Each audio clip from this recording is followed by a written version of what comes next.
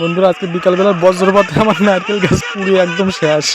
সবাই দোয়া করবেন আমার নারকেল গাছ যেন বেশি বেশি। ইস এ কি দৃশ্য, এই দৃশ্য দেখার মতো না।